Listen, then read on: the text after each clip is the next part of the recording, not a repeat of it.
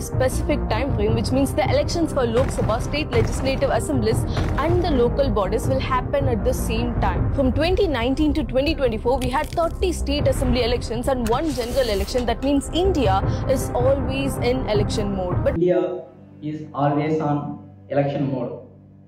உண்மை சொல்லுங்க, India always on election மோடா, national parties always on election மோடா? உண்மையை சொல்லணும்னா national parties is always on election mode தான். 2024 எலெக்ஷன் நடந்துச்சு. அது யாருக்கான elections?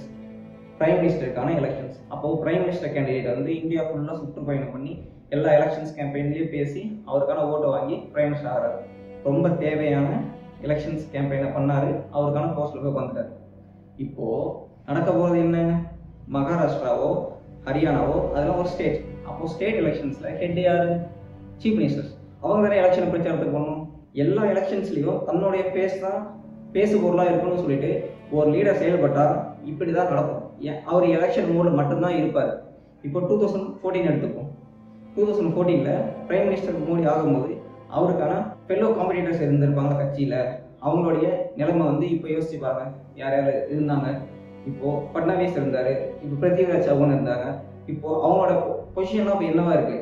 State elections, central elections, எல்லா எலெக்ஷன்ஸ்லையுமே இவங்க பிரைம் மினிஸ்டர் மோடியோட ஃபேஸை வச்சு தான் இவங்க வந்து எலெக்ஷன்ஸ்குள்ளே போகிறாங்க.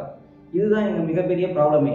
எப்பயுமே ஒரு சென்ட்ரல் ஃபேஸை வச்சு எல்லா ஸ்டேட் எலெக்ஷன்ஸும் நீங்கள் ஃபேஸ் பண்ணிட்டு இருந்தா இங்கே கவர்னன்ஸை பண்ணுறது யார்? சென்ட்ரல் கவர்மெண்ட்டோட கவர்னன்ஸ் இருக்குல்ல, அதை யார் பண்ணுவா?